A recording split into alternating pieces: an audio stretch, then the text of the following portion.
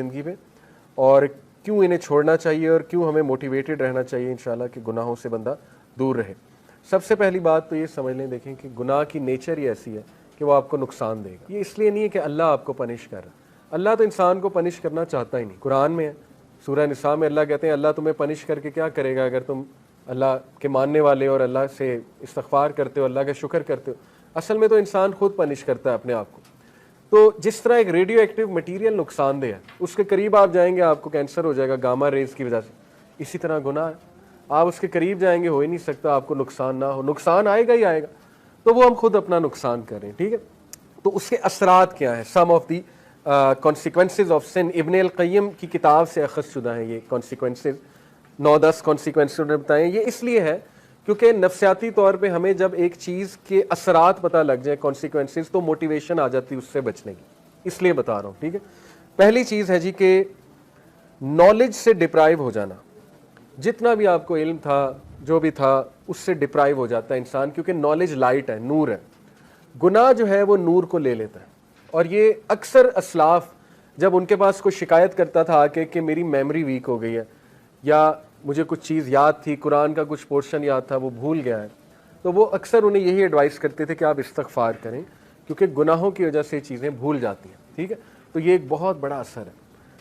اللہ معاف کرے کسی نے قرآن حفظ کیا ہوا ہے اور وہ بالکل نکل گیا ہے دل سے، تو یہ ایک فکر کرنے والی بات ہے اور اس کو کوشش کرنی چاہیے اس کو واپس لائے اور اپنے گناہوں کو بھی ظاہر ہے ان سے توبہ کرے.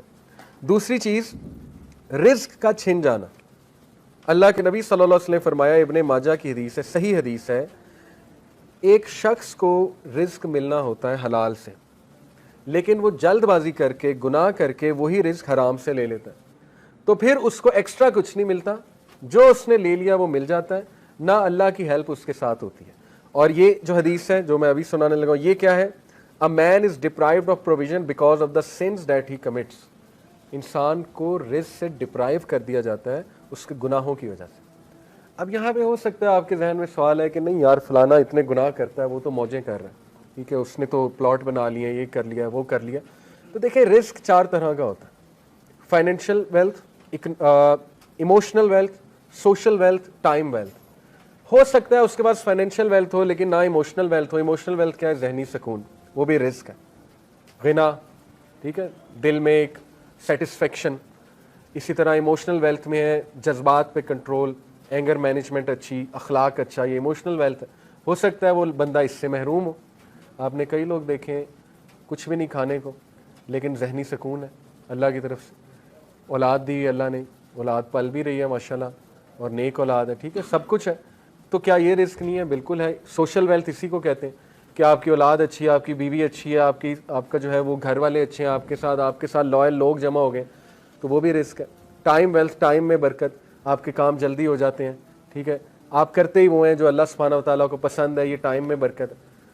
تو جب ہم گناہوں میں پڑتے ہیں تو یہ ہمارا رزق ڈپرائیو ہوتا ہے، ٹائم سے برکت اٹھ جاتی ہے، ٹینشنیں بڑھ جاتی ہیں، ٹھیک ہے، ٹائم مینجمنٹ ویک ہو جاتی ہے. نمبر 2 آپ دیکھیں نا گناہوں میں وقت کتنا ضائع ہوتا ہے. اللہ معاف کرے اگر ایک گناہ عادت بن چکی ہے 4 گھنٹے 3 گھنٹے لوگ اس میں پڑے رہتے ہیں، ٹھیک ہے، اور وہ ضائع ہو رہا ہے وقت. سوچیں کتنا وقت ہم جوانی کا ضائع کر دیتے ہیں، ٹھیک ہے، ان چیزوں میں. اللہ معاف کرے. تو اس سے نکلنا ہے، اپنے آپ کو موٹیویٹ کرنا ہے. پھر آپ دیکھیں سوشل ویلتھ، ہمارے ساتھ لوگ ہی ایسے آ جائیں جو ہمیں کھانے کو تیار ہیں اور بس ان کی نظر ہماری دولت پہ ہو، تو پھر یہ کون سا رزق ہے؟ اس کا مطلب ڈپرائیو ہو رہا ہے اور گناہوں کی وجہ سے. پھر آپ دیکھیں ایموشنل ویلتھ، ذہنی سکون ہے ہی نہیں، ہر وقت ٹینشن ہے، ہر وقت سٹریس ہے، ہر وقت پریشانی ہے، ہر وقت منہ پہ شکایت ہے.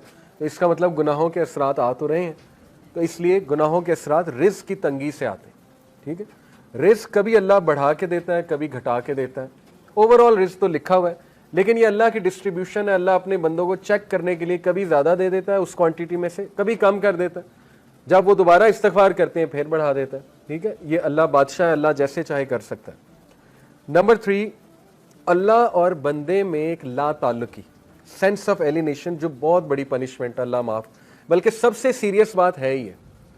جب آپ اللہ سے دور ہو جائیں اور ایک ڈسٹینس فیل کریں اور الون فیل کریں. دنیا کی سب سے بڑی لونلینس، سب سے بڑی تنہائی اللہ سے دوری، ٹھیک ہے. تو گناہ وہ اس ڈسٹینس کو انکریز کرتے ہیں. کیونکہ دیکھیں نا انسان اللہ معاف کرے اب گناہوں میں ہوتا ہے تو اللہ ظاہر ہے فرشتے اس کے ارد گرد نہیں ہوتے، فرشتے بھی اٹھ جاتے ہیں اس جگہ سے, رحمت نہیں ہوتی اللہ کی, لیکن امید ہوتی ہے, امید بہت ہے. اللہ گناہ گاروں کو ہی معاف کرتے ہیں, obvious سی بات ہے. اللہ ضرور ہوتے ہیں, بندے کی طرف محبت سے دیکھ بھی رہے ہوتے ہیں, چاہتے ہیں بندہ نکل آئے اور بندہ جو ہے مجھ سے دعا کرے, مجھے پکارے, لیکن گناہوں کی وجہ سے آہستہ آہستہ یہ ریلیشن ویک ہوتا جاتا ہے. ویکنس یہاں تک آ جاتی ہے کہ ایک بندہ نا مایوس ہو جاتا ہے, کہتا ہے یار کیا اللہ سے مدد مانگوں, میں تو بہت ہی ایکسٹرا کر چکا ہوں, کام اسراف کر چکا ہوں گناہوں کے, اب کیا میں نے اللہ سے بات کرنی. ٹھیک ہے, تو پھر بندہ گیو اپ کر دیتا ہے, گیو اپ کر کے وہ مزید گناہوں کی طرف چلا جاتا ہے.